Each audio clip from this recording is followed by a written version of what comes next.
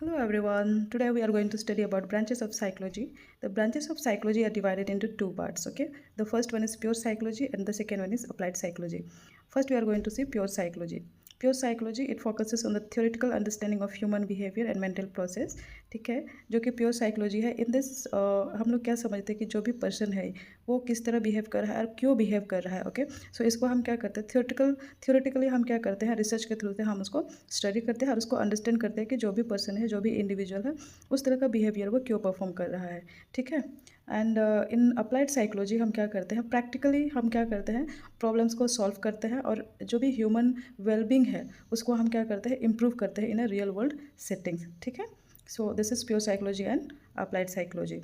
In pure psychology जब भी हम अगर हमें मेमोरीज देखना पड़ता है कि मेमोरीज जो है जिस तरह से हम चीज़ों को याद रखते हैं वो कैसे फॉर्म्ड होता है या फिर कैसे रिट्राइव्ड होता है, उसके बारे में हमको क्या करना पड़ता है, स्टडी करना पड़ता है, रिसर्च करना पड़ता है कि मेमोरी प्रोसेस कैसे काम कर रहा है, how it is working, how it is formed and how it is retrieve. We have to study in the laboratory settings, okay? उसको इन अप्लाइड साइकोलॉजी जो भी साइकोलॉजिस्ट है वो क्या करता है, बच्चों के साथ में, स्टूडेंट के साथ में वो क्या करता है, स्ट्रगल करता है कि लर्निंग डिसेबिलिटीज़ जो भी है उसको क्या करे, इम्प्रूव करे और उसका जो एकेडमिक परफॉर्मेंस है उसमें क्या हो, इम्प्रूव हो बच्चे का और अच्छे तरह से वो जो बच्चा है स्कूल में अच्छा से परफॉर्मेंस दे पाए, ठीक है? अगर किसी को जैसे कि अगर किसी को एंजाइटी ओवरकम करना है तो क्लिनिकल साइकोलॉजिस्ट जो होता है वो उनको क्या करेंगे, हेल्प करेंगे, उनके साथ में काम करके उनको इंडिविजुअली, मतलब जो भी पर्सन होता है या फिर इंडिविजुअल होता है, इंडिविजुअली उसको एंजाइटी से ओवरकम करने का वो थेरापी प्रोवाइड करते हैं, ठीक है?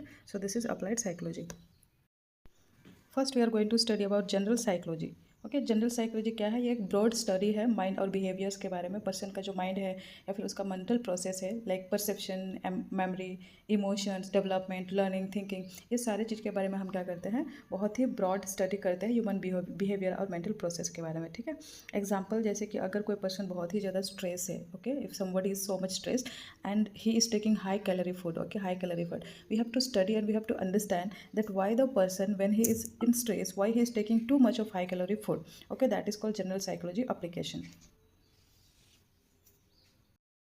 Next we are going to see abnormal psychology. Abnormal psychology, it is the study of abnormal disorder or abnormal behavior in the person और इंडिविजुअल, ठीक है? जो भी पर्सन है उसके, जो भी पर्सन है या फिर इंडिविजुअल है, जब किसी भी तरह का अबनॉर्मल बिहेवियर्स देखने को मिलता है उसको हम अबनॉर्मल साइकोलॉजी कहते हैं, ठीक है? जैसे कि अगर पर्सन अबनॉर्मल बिहेवियर शो कर रहा है, एंजाइटी डिसऑर्डर होगा, मूड डिसऑर्डर हो गया, पर्सनालिटी डिसऑर्डर हो गया, तो वो जो डिसऑर्डर्स है जो हमें देखने को मिल रहा है वो किस वजह से हो रहा है, okay?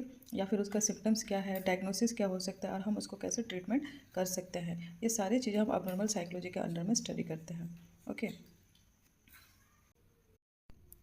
In social psychology we see that how a person is behaving with a society, is he interacting with the society or not, what type of relationship the person is having with the society members or his neighbors, okay? And how his behaviors and thoughts are influenced by others, okay? These all the things we see in the social psychology. Okay, next we are going to see experimental psychology. Experimental psychology में जो भी person का thoughts है या फिर जो भी person का बिहेवियर है उसको हम एक्सपेरिमेंट करके पता लगाते हैं, ओके? जैसे कि विलियम वुड हम लोग देखते हैं, the father of experimental psychology, okay? उसने क्या किया था, जो भी लैब है, साइकोलॉजी लैब है, ठीक है, उसमें उसने क्या किया था, एक्सपेरिमेंट करके देखा था कि माइंड जो है, माइंड और बिहेवियर जो पर्सन का है वो कैसे वर्क करता है, ठीक है? तो उसने क्या किया, उसको एक्सपेरिमेंट करके उसने देखा और उसने पता लगाया कि पर्सन का जो माइंड और बिहेवियर है वो किस तरह से काम करता है, okay? Next we are going to see physiological psychology. Physiological psychology क्या होता है, it is the study of how the brain and nervous system affect behaviour and mental process, ठीक है? जो भी ब्रेन है या फिर नर्वस सिस्टम है वो बिहेवियर और मेंटल प्रोसेस को कैसे अफेक्ट करता है. एग्जाम्पल जैसे कि ब्रेन कैसे कंट्रोल करता है behaviour, emotion and cognitive process को, या फिर like how the brain functions to create consciousness and how brain and nervous system work together, ये एक दूसरे से कैसे कनेक्टेड है और एक दूसरे से कैसे ये काम करते हैं, ठीक है? That is called physiological psychology. Parapsychology, it is the study of एली psychic phenomena, that means extra sensory perception के बारे में स्टडी करना, like telepathy, precognition, okay? Then you have psychokinesis called telekinesis, okay? Psychometry and other paranormal claims, okay? Example near death हो सकता है या फिर सेकेंड बर्थ जिसको हम लोग बोलते हैं, ये सारी चीज़ों के बारे में क्या करना, स्टडी करना, it's called parapsychology. Next we are going to study geopsychology. Geopsychology का मतलब क्या होता है, इसमें हम ये स्टडी करते हैं कि जैसे कैसे जो जियोग्राफिकल फैक्टर्स है लाइक क्लाइमेट, रिसोर्सेशन, सोशल स्ट्रक्चर, कैसे ये ह्यूमन बिहेवियर को इन्फ्लुएंस करता है, उसके इमोशंस या फिर मेंटल प्रोसेस को कैसे वो क्या करते हैं, जियोसाइकोलॉजी कैसे उनको इन्फ्लुएंस करते हैं।